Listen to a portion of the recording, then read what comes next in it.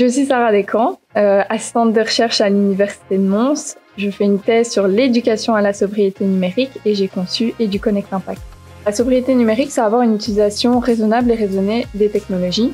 Et c'est surtout avoir conscience que chaque usage numérique que l'on a un impact sur l'environnement. Et une fois qu'on fait ça, on peut mettre en place plein de petits gestes au quotidien pour réduire son impact sur l'environnement quand on utilise les technologies.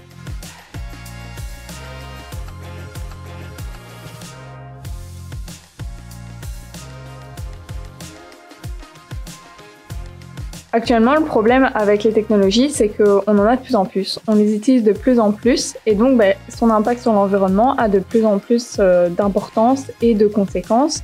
Et d'un autre côté, on voit tous les jours des conséquences par rapport au changement climatique et donc d'où l'important de faire quelque chose par rapport à nos usages numériques. Il y a quelques chiffres qui figurent par rapport au numérique. Alors pendant longtemps, on a parlé de 4% de gaz à effet de serre, que ça représentait 4% des gaz à effet de serre le numérique. Aujourd'hui, selon les projections, vu qu'on n'a pas forcément fait quelque chose pour les réduire, on parle de 6 à 7% des gaz à effet de serre. Et donc c'est plus par exemple que le trafic aérien.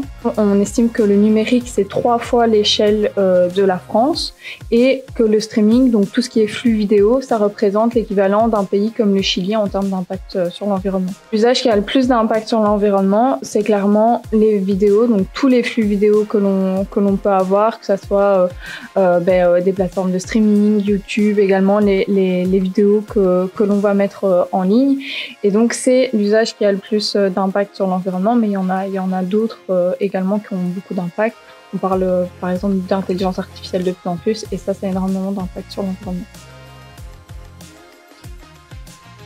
J'ai vraiment voulu m'intéresser à ce sujet et particulièrement aux jeunes parce que c'était un public qui consomme énormément du numérique et notamment des vidéos, les réseaux sociaux. Ils sont dans un monde complètement numérique et ils les utilisent tous les jours au quotidien.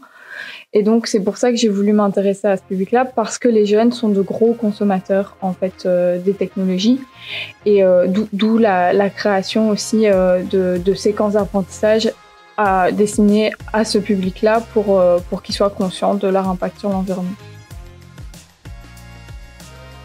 Une règle que j'aime bien utiliser, c'est la règle des 5 R. On a tout d'abord refuser par exemple les effets de mode liés aux technologies. On a réduire son nombre d'équipements numériques, réduire ses notifications, les posts qu'on va faire par exemple sur les réseaux sociaux. Ensuite, on a recycler.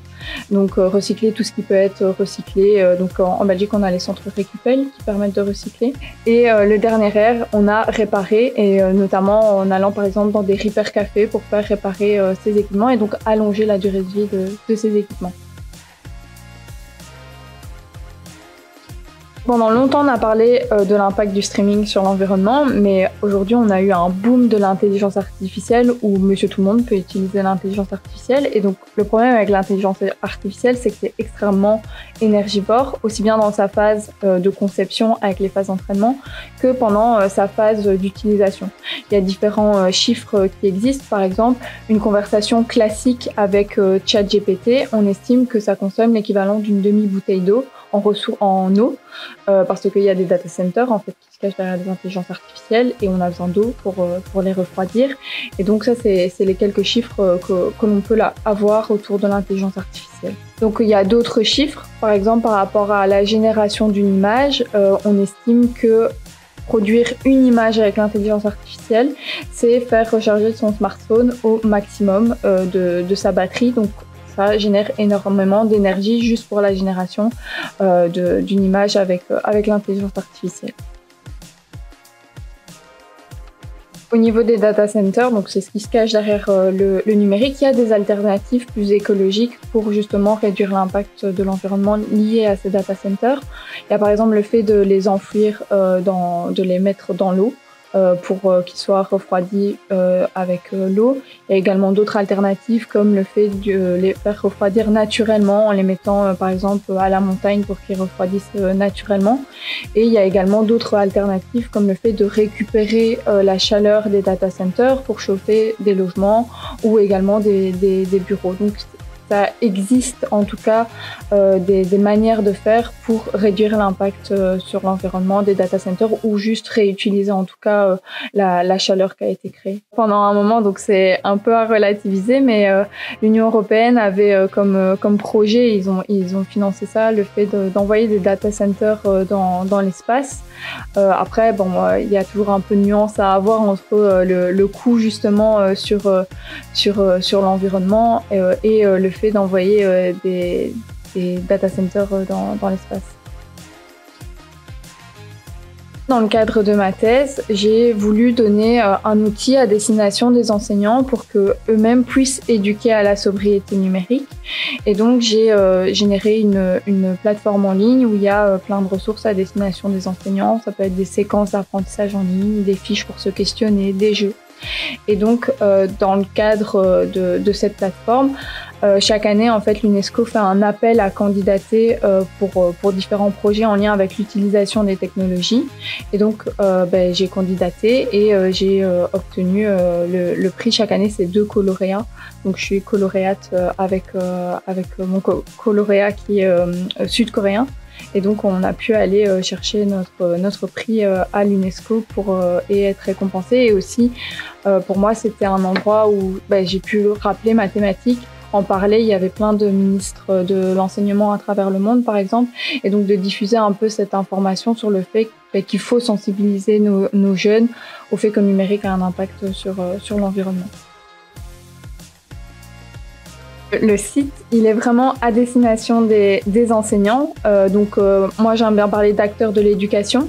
Pour le moment, les ressources qui sont proposées, elles vont de 6 à 15 ans. J'aimerais bien justement augmenter le public suite au prix. Et donc, on va retrouver des séquences d'apprentissage vraiment clés en main à destination des enseignants, des fiches pour se questionner. On va aborder plein de thématiques différentes, les data centers écologiques, les smartphones, l'IA suite au boom de l'intelligence artificielle. On va également parler de thématiques un peu plus indirectes de l'impact du numérique sur l'environnement, comme l'influence des réseaux sociaux sur le tourisme de masse. Donc c'est vraiment pour se questionner sur plein de dimensions autour de l'impact du numérique sur l'environnement. Il y a également des jeux, des chartes à destination des élèves.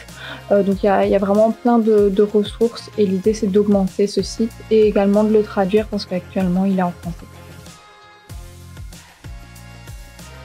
Un des équipements qu'on a tous, c'est les smartphones justement. Et faut savoir qu'on estime que quelqu'un de normal change de smartphone tous les 2 ans, alors que on peut allonger la durée de vie par exemple.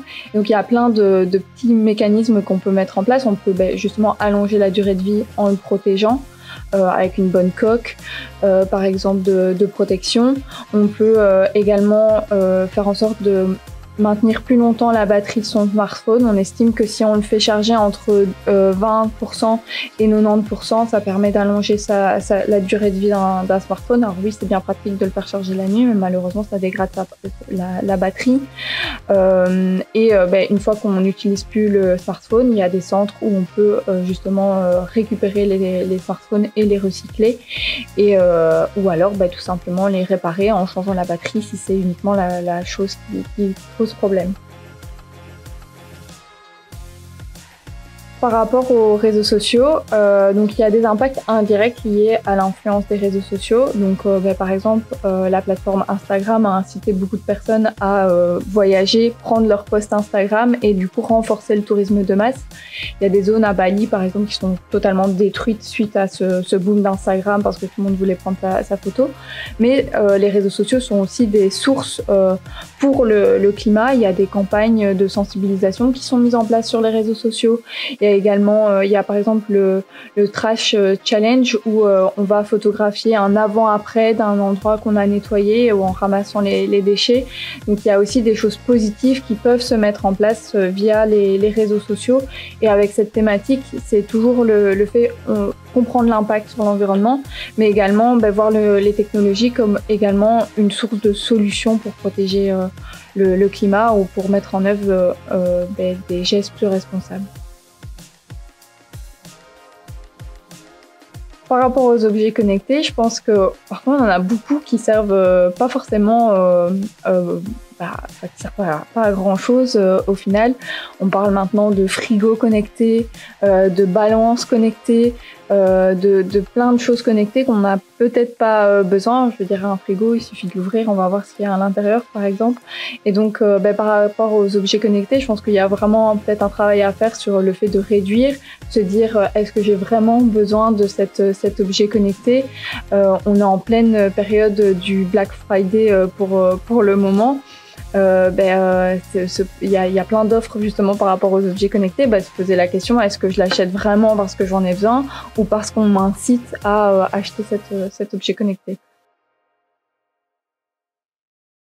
Quand j'ai commencé à m'intéresser à la thématique de l'éducation à la sobriété numérique, et que justement il y avait des solutions qui étaient présentées comme des solutions technologiques qui étaient présentées comme des solutions, je me suis dit que c'était important de justement exercer un esprit critique par rapport à ces solutions et notamment par rapport au greenwashing, c'est-à-dire toutes les mécaniques de communication que peuvent mettre en place les entreprises pour nous vendre un produit comme étant vert alors qu'au final pas tellement.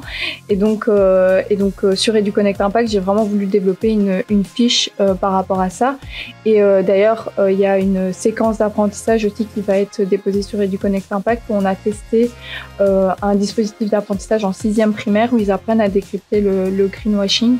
Donc c'est quand même un concept qui permet d'aller un peu plus loin sur juste le fait que le numérique a un impact sur l'environnement.